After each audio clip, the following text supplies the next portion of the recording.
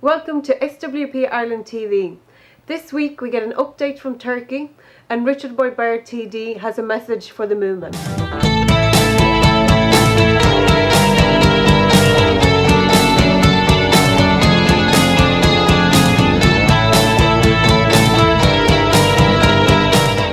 Hi, I'm here again with Mehmet Uldag, who's just returned from Turkey, and he can give us an impression of what's been happening in Turkey over the last few weeks. I arrived there on Friday morning, and as we all know, at that stage we had 2 weeks of struggle in hand, and there was an excessive amount of police brutality, and the government had to initially calling the people protesting marginals and looters and terrorists and foreign agents and all sorts of things.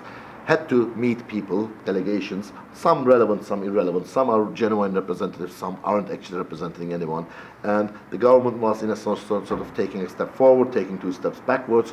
And there was a general understanding that the Gezi Park struggle in terms of keeping the park as is and the whole planning around the Taksim Square was a struggle that was won.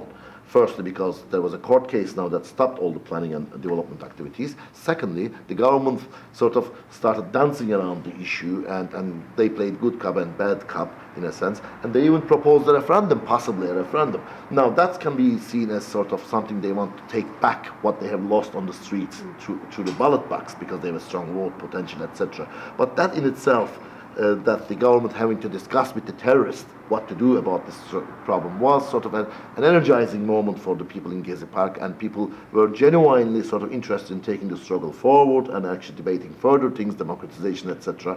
And that was the atmosphere on Friday and Saturday.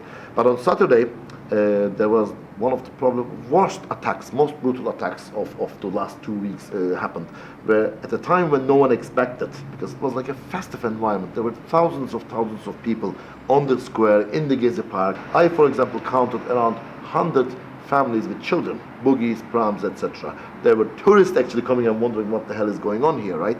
And at a time when even the key activists weren't expecting a violence, an attack by the police like that.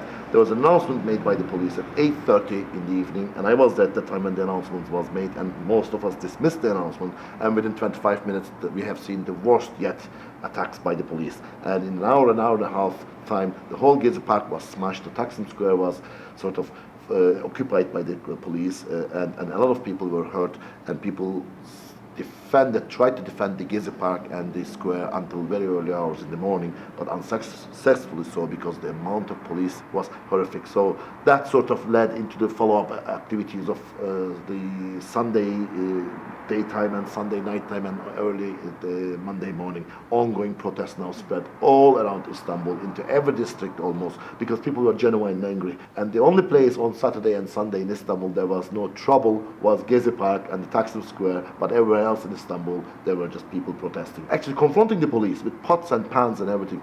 Okay, what was your experience of the park itself? First of all, it is very well organized. It's very difficult, obviously, with hundreds of thousands of people at times coming and going into the park, but it is very well organized. But when you looked at Gezi Park, you could easily see in terms of practical aspects and in terms of political debates, there were leadership. Not leadership by sort of appointment in a hierarchical sense, but leadership through struggle, leadership through responsibility, leadership through actually showing by example. And people were organized into medical staff, fire brigade, kitchen staff, cleaning duties, securities. There were people taking on the duty of cooking the food, and there were people taking on the duty of distributing the food. Was everything that easy? Of course it wasn't. There were 110 political organizations in the park, and some of them are quite separate from each other. I mean, there were nationalist elements, there were actually racist elements in the park, there were homophobic elements in the park, as well as the Gay and Lesbian Association and the sex workers, for example, as well as the Kurds.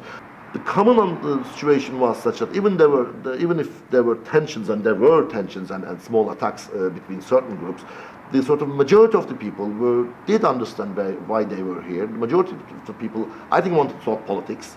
Okay, and what do you think will happen in the future? Since I came and the day I left, the protests were still ongoing, but the government had also started, the police had started to arrest people house by house, especially the leaders of the struggles, various political leaders, etc. But Gezi Park was an impossible place to go for the protesters. But on Monday morning, I've seen it with my own eyes, not directly with being there, but through the TV, live TV. Guess what? They planted 21 trees, hundreds of new plants and flowers, and they sort of seeded grass into Gezi Park, and they said Gezi Park is staying as is. But was that enough for the protesters? No, there are still hundreds of people arrested, thousands of people injured, and the police brutality will have to be explained, and responsible people will have to be brought to justice. There are suggestions to have a political party, there are suggestions to reoccupy the Gezi Park, there are suggestions to go and fight with the police. Also there are suggestions to say, let's stop it, we have won what we have won. But it's vibrant, I believe. My friends in Istanbul are attending these. It's vibrant, and one theme that seems to be coming from all of these forums, and they are genuinely democratic, right? They are minuted. There's a website which lists all the minutes from all districts. One genuine demand was, to the government they say, you are not going to get my vote. But to the opposition, the nationalist and the sort of racist opposition, they say, don't think you are going to get my vote either. And 57 to 60% of the people who have never been involved in any political campaign or elections are now saying, we need an alternative. Well, I think the huge protests that are currently taking place in Turkey and Brazil, where young people and workers and very wide sections of society who are suffering as a result of the global economic crisis,